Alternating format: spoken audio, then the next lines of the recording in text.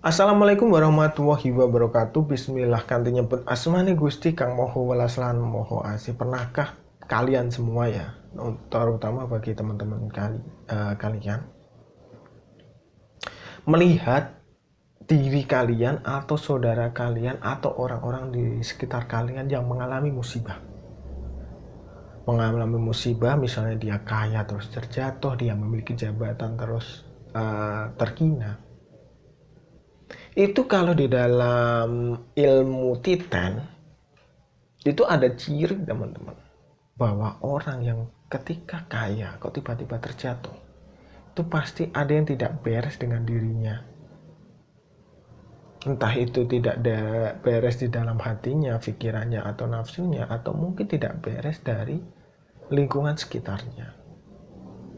Terus yang kedua, orang yang memiliki jabatan dulunya, wah, terus tiba-tiba terhina di mata masyarakat. Masyarakat tidak lagi menganggapnya sebagai orang yang baik. Itu tandanya bahwa dia juga sedang bermasalah.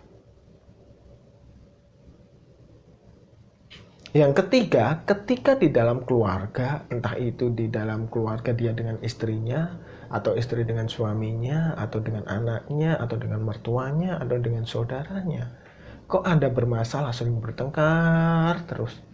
Ini juga ada hal yang patut dipertanyakan. Terus yang keempat adalah ketika tiba-tiba dia mengalami sakit yang berulang dalam 1 tahun, sembuh, sakit lagi, sembuh, sakit lagi, sembuh, sakit lagi, atau dia sakit tapi tidak ada penyebabnya, hal yang pasti diperiksakan kok aneh, terus dicari tahu kok ternyata ada sesuatu yang ganjil. Ini juga tidak beres, teman-teman. Jika kalian mengalami salah satunya, atau salah duanya, salah tiganya, atau bahkan semuanya di dalam diri kalian, itu berarti ada sesuatu yang ganjil, ada sesuatu yang tidak baik. Entah itu bersumber dari diri kalian sendiri atau bersumber dari luar, itu ada hal yang ganjil. Biasanya yang bersumber dari diri sendiri, kita itu memiliki suatu perjalanan takdir. Yang takdir itu ternyata itu sudah waktunya kita diturunkan. Itu ada takdir. Terus ada yang dinamakan dengan karma. Kita itu bersinggungan dengan karma. Entah itu karma yang diciptakan orang tua kita, leluhur kita, atau diri kita sendiri itu memikul beban karma.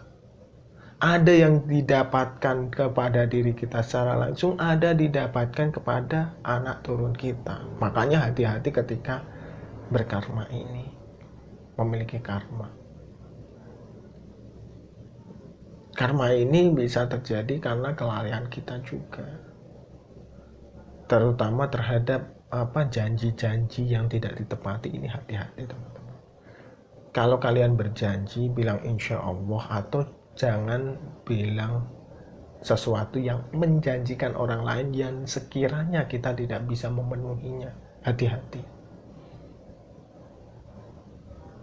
Terus yang berikutnya adalah gangguan lelembut.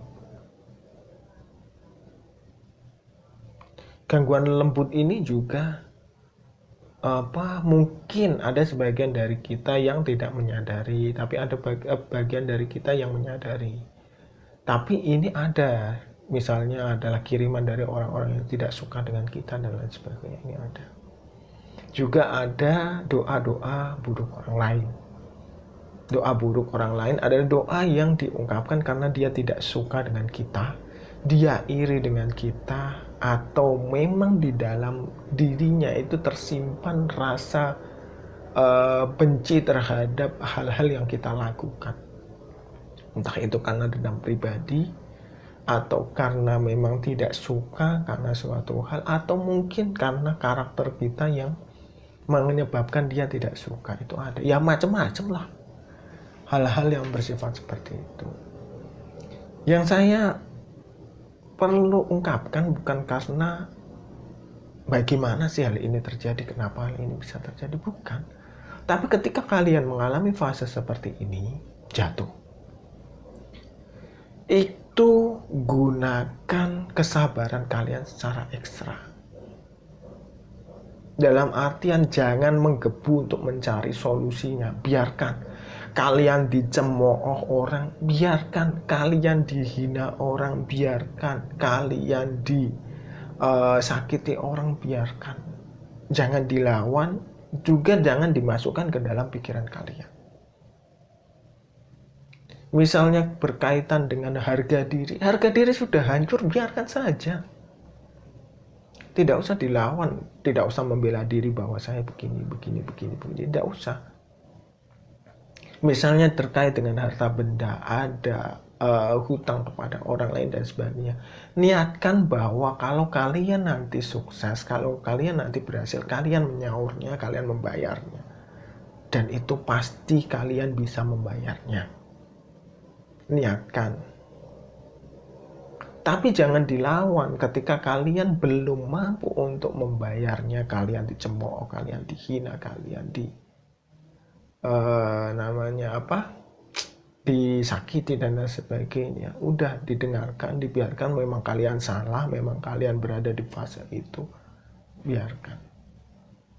Dan ketika kalian sudah menjalani hal seperti ini, sabar, semeleh, itu kalian harus menempuh jalan spiritual.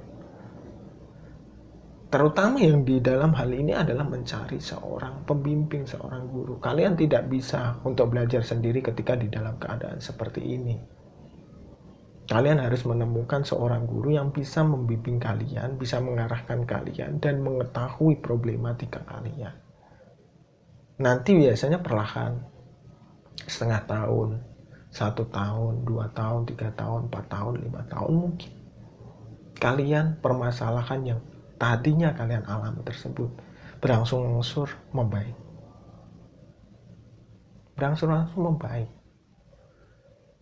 Karena apa teman-teman? Banyak kasus ketika orang sedang down, mengalami hal semacam ini, mereka menggebu ingin menyelesaikan permasalahannya dengan waktu yang singkat. Tidak bisa. Mereka membela diri ketika dihina orang, dicemooh orang, tidak bisa. Bahkan hampir sebagian dari mereka itu frustasi, turun ke jalan, ketawa-ketawa sendiri, turun ke jalan itu berjalan sampai pakaiannya itu setengah telanjang. Kalau orang menyebutnya gila, kalau orang menyebutnya santet dan lain sebagainya, itu ada. Atau mungkin ada yang sampai rela bunuh diri, itu karena mengalami hal semacam itu. Maka dari ini, ketika kalian mengalami hal semacam inilah, hati-hati. Kalau Tuhan bilang kan, jadikanlah sabar dan sholat sebagai penolongmu. Sabar, artinya sabar apa? Kita menahan, gunakan ilmu diam. Dimarahin ya iya, biarkan, jangan melawan. Dihina ya iya, biarkan, jangan melawan. Bahkan dipukul pun kalian perlu diam dan jangan melawan, asal jangan keterlaluan lah. Artinya apa? Kalau kalian itu sudah mencapai hal semacam ini, nanti selanjutnya adalah sholat. Sholat ini kan sebenarnya adalah ibadah yang di dalam Al-Quran disebutkan, tapi tidak pernah dijelaskan bagaimana sih sholat itu, tata caranya tidak itu. Rata-rata kan dijelaskan melalui hadis. Dan hadis ini nanti dirangkum oleh para imam. Ada mazhab A, mazhab B, mazhab C itu. Dan ada yang melakukan dengan tata cara ini, tata cara ini, tata cara ini. Dan mereka, pengikutnya rata-rata kan mencari pembenaran bahwa sholat yang benar itu seperti ini, bahwa sholat yang benar itu seperti itu, bahwa sholat yang benar seperti ini dan seperti itu. Sebenarnya hal-hal semacam ini itu boleh-boleh saja secara fikih kita itu mengamini bahwa itu adalah cara-cara sholat. Tapi yang hakikat sholat sebenarnya itu apa kan kita tidak tahu. Kalau ada makom makrifat, ada makom tarekat, ini kan kita harus mencari. Kalau sudah kita tahu di syariat bahwa seperti ini, kan kita cari hakikatnya itu apa. Kok bisa sampai seperti itu? Kenapa di dalam sholat itu ada berdiri, ada sujud, ada ruku, itu apa? Itu kan hakikatnya, atau maksudnya, atau artinya itu seperti apa. Kalau kita sudah tahu maksudnya, itu langkah selanjutnya adalah ke makom hakikat, ke makom niat, ke makom kolbu, ke makom hati, ke makom pikiran. Nanti kalau kita sudah mencapai 3 hal ini kan makomnya lanjut lagi ke makom makrifat. Bahwa setiap orang itu dibekali dengan berbagai keadaan yang ada di dalam dirinya. Ada fisik, ada rohani, ada diri pribadi, ada rewang atau makhluk gaib yang ada di sekitar kita. Itu semua itu harus disinkronkan. Kalau kalian sudah menyinkronkan semua, maka kalian akan mencapai makom dari tarekat, hakikat, dan makrifat ini. Tapi rata-rata orang sekarang kan di makom syariat, apa itu maksudnya? Kalian benar ketika kecil itu diajari bagaimana caranya adzan, bagaimana itu wudhu, bagaimana itu sholat, diajari benar. Tapi apakah terus kalian itu ketika berumur 25 tahun terus diajari wudhu? Kan tidak mungkin. Terus kalian sudah 30 tahun diajari wudhu, sudah 40 tahun diajari wudhu, sudah 50 tahun diajari wudhu, sudah 60 tahun diajari wudhu. Apakah seperti itu? Kan tidak. Tentu kalian sebagai seorang makhluk, seorang hamba itu kan harus naik. Apa sih kenapa ada wudhu? Terus apakah wudhu yang saya lakukan selama ini itu sesuai dengan cara mendekatkan diri kepada Tuhan? Apakah seperti ini dan seperti itu? Terus kalau orang semakin tua rata-rata kan mencari ketenangan kan, mencari bagaimana sih hati ini bisa lebih bijak dalam berpikir, lebih bijak dalam berbicara, lebih bijak dalam menganalisis suatu masalah. Itu kan makomnya sudah hakikat. Kalau semua sudah kita sampaikan kepada makhluk, kepada rakyat, kepada saudara, kepada hamba-hamba yang lain, tinggal berikutnya adalah kan ke makom makrifat, di mana kita membutuhkan ketenangan untuk diri kita sendiri, ketenangan yang lebih baik untuk diri kita sendiri, sudah tidak memikirkan hal-hal yang terkait duniawi dan lain sebagainya. Makanya biasanya orang yang berumur di bawah 30 tahun 30 tahun ya di bawah itu rata-rata itu cenderungnya ke syariat. Nanti setelah umur 20 menginjak 30 biasanya itu seharusnya itu belajar ke arah torekot. Nanti di atas 30 itu sudah paham dan menjalankan tentang torekot. Nanti misalnya dari 30 ke 40 itu belajar tentang hakikat. Nanti 40 ke atas itu sudah mulai menerapkan bagaimana itu prinsip dari hakikat itu. Setelah diterapkan, mereka lebih bijak dalam mengambil keputusan, lebih adil dalam bertindak, lebih bijak dalam membaca situasi dan lain sebagainya. Itu dari 40 ke 50 itu mereka mulai belajar makrifat. Nanti 50 ke atas atau 60 ke atas itu sudah menerapkan tentang makrifat ini. Dan Nabi Muhammad pun yang diberikan umur 60 kan sudah menerapkan, mengajarkan seperti itu. Ketika dia kecil, dia diajari bagaimana caranya mengembala, bagaimana caranya berbisnis, berdagang. Ya mungkin ada kekotoran, dibersihkanlah diri beliau. Dan kenapa orang yang rata-rata diambil sebagai pemimpin itu di usia 40? Ya karena di faktor usia itu bisa mempengaruhi temperamental seseorang. Lebih low profile, lebih bisa mengendalikan diri, lebih bisa menimbang mana yang baik dan mana yang buruk, seperti itu. kembali lagi ke tadi, hal yang apa yang seharusnya kita ambil ketika kita sedang mengalami fase kejatuhan, yaitu sabar dan sholat. Sabar dan sholat, setelah kita sabar, setelah kita sholat, mengetahui apa itu hakikatnya sholat dan lain sebagainya, kita mulai belajar tentang ilmu-ilmu tadi, tentang ilmu hakikat. Kenapa sih Tuhan memberikan ujian kepadaku seperti ini? Apakah Tuhan ingin menunjukkan suatu hal tentang ini dan itu? Apakah saya salah? Apakah saya berdosa? Apakah saya melakukan sesuatu yang tidak disenangi Tuhan? Ataukah dari harta saya, dari cara saya memimpin, dari cara saya menggapai suatu kepemimpinan ini ada yang salah? Ini itu adalah suatu makom, teman-teman, yang perlu kita pelajari, yang perlu kita analisis, bahwa diri kita itu bukan orang yang selalu benar dan juga orang yang selalu salah. Kita wajib belajar. Dan itu juga kita semua. Bukan saya, bukan kalian, bukan kiai, bukan dukun, perlu belajar hal ini.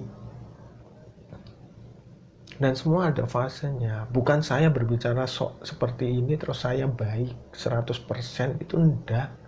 Saya juga manusia biasa yang mempunyai banyak sekali kesalahan. Tapi mungkin Tuhan menunjukkan bahwa melalui channel ini saya bisa berbagi kepada teman-teman. Ya, saya bagikan apa yang saya ketahui. Entah itu sedikit, entah itu banyak. Saya akan membagikan kepada teman-teman semua. Mungkin dengan saya membagikan apa yang saya ketahui, banyak orang yang tadinya ingin bunuh diri terus tidak jadi bunuh diri, ingin mengakhiri hidupnya, atau ingin akan menjadi orang yang stres atau gila atau depresi karena suatu masalah, terus menjadi orang yang lebih tenang dan tidak depresi. Ya, semoga seperti itu. Karena saya beberapa kali, bukan teman-teman, beberapa kali itu ketemu orang yang di dalam fase kehidupannya itu hancur, terjun bebas lah ketika itu, dan dia mau bunuh diri. Itu ada beberapa orang, ada 5 atau hampir 10 mungkin, itu ada yang hampir seperti itu. Dan orang yang seperti itu tidak bisa kalian terus tegur dengan seenaknya, itu tidak bisa. Kalian harus melihat apa kejadian yang dia alami, melihat sisi temperamentalnya dia. Mereka perlu diajak bicara, disentuh hatinya, terus diberikan wejangan-wejangan, diberikan doa-doa yang mungkin supaya mereka lebih tenang dan lain sebagainya. Seperti itu. Dan alhamdulillah lah, bukan saya sok-sokan atau gimana, mereka maulah menjalani kehidupan mereka walaupun dalam posisi sedang tidak baik-baik saja. Mereka melanjutkan hidup, mereka melanjutkan keadaan, dan mereka akhirnya ada yang bangkit begini dan begini. Seperti itu, teman-teman. Semoga bermanfaat dan sampai jumpa di video selanjutnya. Wassalamualaikum warahmatullahi wabarakatuh.